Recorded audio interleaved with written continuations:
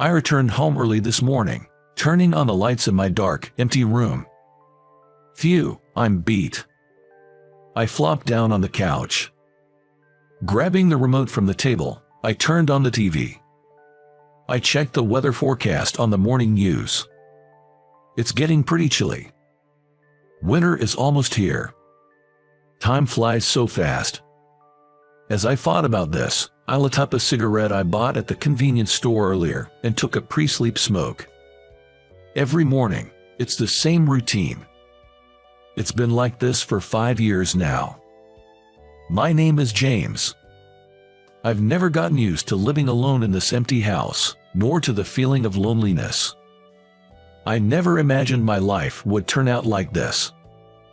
It's all a result of my own actions. Sigh. I was supposed to have a brighter future.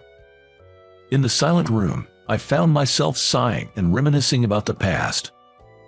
I met my wife when I broke my leg and was hospitalized. She was a nurse at the hospital where I was staying, and I, with a broken leg, struggled to get used to a wheelchair and crutches during my painful rehabilitation. I feared I might never walk again. I felt anxious and worried. It was then that she started talking to me and treated me kindly, seeming like an angel. Talking to her, with her cute smile, made me feel really happy. "Hey, after I get discharged, would you like to go out for dinner with me?" I asked her almost every day. She turned me down many times, but finally, she gave in and handed me a note with her contact information. Yes, finally, I've got a date. The night before our first date, I was so excited that I had trouble falling asleep. On our first date, I was completely captivated by her. I had only ever seen her in scrubs before, but she wore a white floral dress and stylish accessories. After asking her out to eat several times, I confessed my feelings and asked her to be my girlfriend. I was over the moon when she said yes. Eventually, as our relationship progressed, we started considering marriage. "You know, I'd like you to meet my parents soon," she said, her face turning red. "I want to introduce you to my parents too. Let's plan to visit each other's parents next weekend." "Okay, thank you." A few days later, while I was at work, she called me. "Hello, what's up? I have something to tell you." "Hey, I'm at work. What's going on?" "Sorry, but I just couldn't wait to tell you." She sounded really happy. "What is it?" "Today, while I was at work, I felt nauseous and my stomach and back hurt. So I was allowed to leave work early and went to the obstetrician, and lo and behold, I have a baby." "Really?" I shouted out loud in surprise. I left work early that day, bought her favorite cakes, and as soon as I got home, I hugged her tightly. She had a smile filled with joy. She was 3 months pregnant. "We're so lucky to be blessed with a baby so soon," I said. Indeed, when we told our parents about our shotgun wedding, I was afraid they'd oppose it, but both families were actually thrilled. So, we get married, and my wife safely delivered a healthy baby girl. I felt truly happy from the bottom of my heart, looking at our adorable child. After spending a month staying at her parents' home, my wife returned home with our daughter.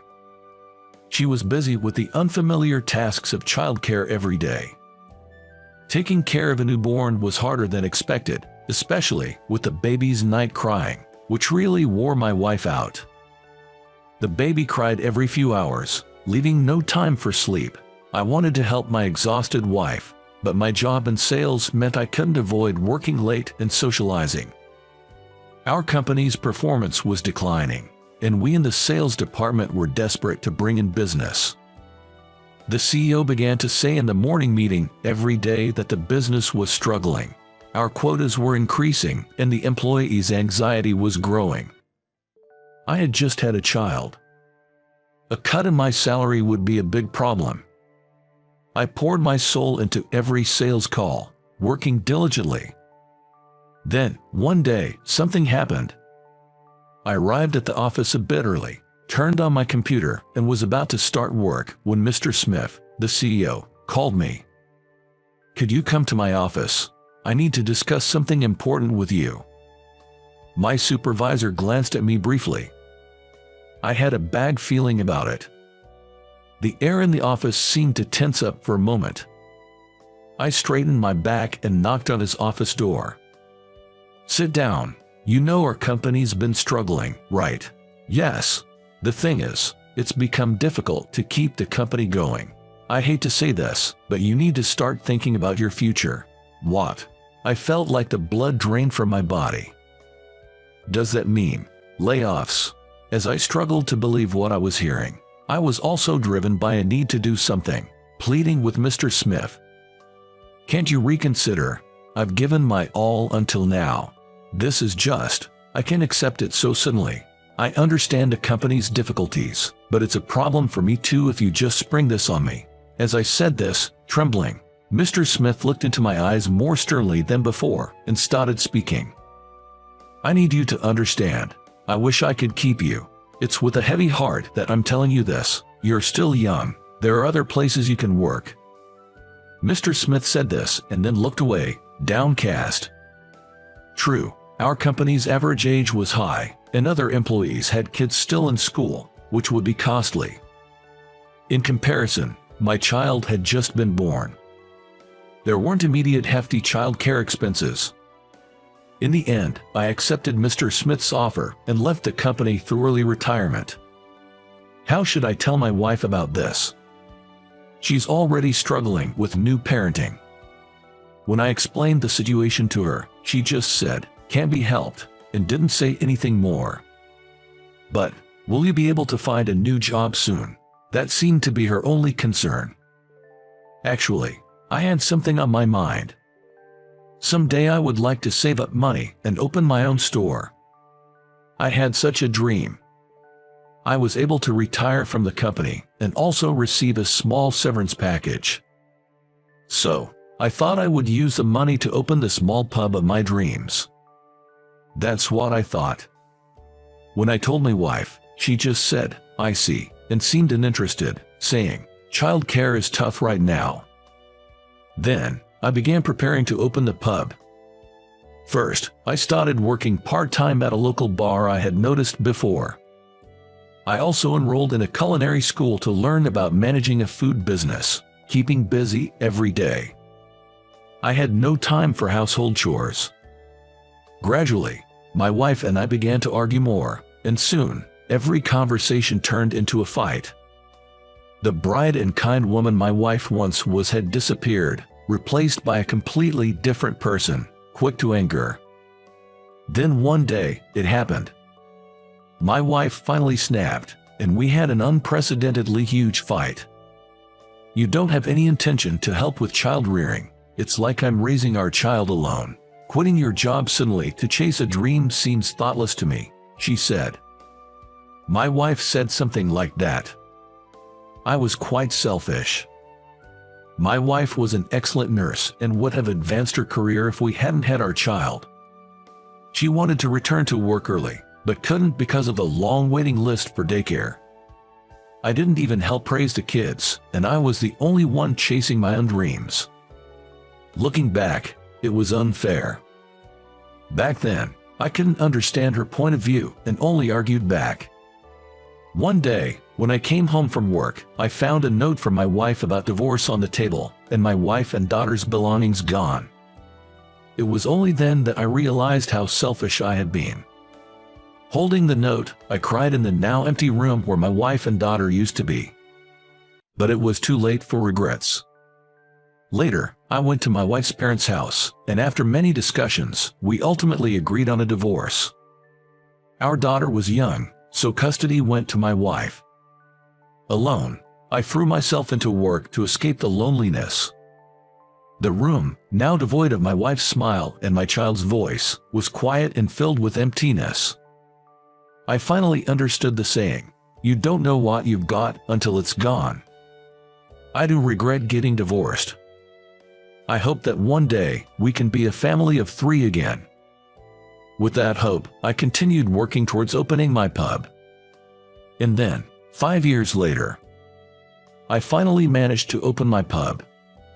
Initially, There were few customers, and I worried about whether I could keep going, but the manager from the bar where I used to work part-time visited often.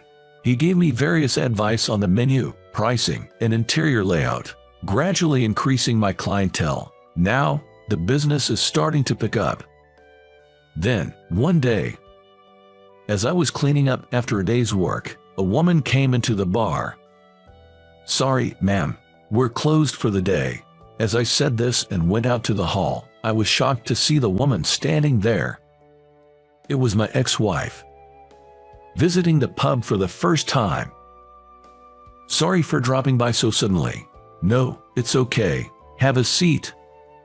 I only saw her once every 3 months for a visit with our daughter, and we hadn't met recently because our daughter wasn't feeling well. Judging by my ex-wife's pale face, I could tell something was wrong. As I wondered, her phone rang. She then said, "Sorry, I have to go, but I'll come back another day," and ran out of the pub. What? What happened? Worried, I called her, but she didn't respond. A few days later, my ex-wife came to the bar again. I was concerned and immediately asked her what happened. "What was wrong the other day? I tried to contact you, but couldn't get through. I was worried." After a long silence, she finally spoke, and I was hit with shocking news. The truth is, our daughter is hospitalized at a nearby hospital. What? What happened? Our daughter, she has a kidney problem. When I came here last time, her condition suddenly worsened. She needs a transplant, but we can't find a donor. I failed the medical tests, so I can't donate to her, and I just don't know what to do anymore. My ex-wife was sobbing, her shoulders shaking. Apparently, my daughter's illness had progressed without many symptoms showing, and she was lonely and struggling with the unfamiliar hospital environment. My ex-wife asked me to come and cheer her up. The next day, I closed the pub and headed to the hospital where my daughter was staying. When I opened the door to the hospital room, there she was, my daughter, asleep. She looked a bit thinner. Holding my daughter's hand, I shared with my ex-wife what I had been thinking about since yesterday. Use my kidney. What? I haven't done anything fatherly for our daughter, just regret so far. I've been away, but I care about her as much as you do. It's a strange way to show it, but if I can be of help, I want to save her. I conveyed all my feelings to her. After a silence, she spoke with tears in her eyes. "I had no right to take her away from you. I was selfish back then, and I've always wanted to apologize. I'm truly, truly sorry." She apologized. "No, the selfish one was me. I'm sorry." Then we both reflected on our selfishness. Afterwards, I went through the tests immediately, and it was confirmed that there was no problem with me undergoing the surgery. The kidney transplant was a success. The recovery went well, and I was able to leave the hospital earlier than expected. On the day of my discharge, the three of us got into a taxi, and my daughter, her eyes sparkling, said, "Do I get to go home with Dad?" "Right. Shall we all live together from now on?" she suggested. "Really? I want that," my daughter answered excitedly. I made eye contact with her. An indescribable atmosphere filled the air. "All right, let's all live together then, huh?" When I said this, my daughter was so happy that she held my hand and said, "Yay." And so, after 5 years, we started living under the same roof again. Smiles returned to the once silent room, and we spent each day closely, as if making up for the time we were apart. I vowed never to lose sight of what's important again. To make them happy for the rest of my life. That was my promise.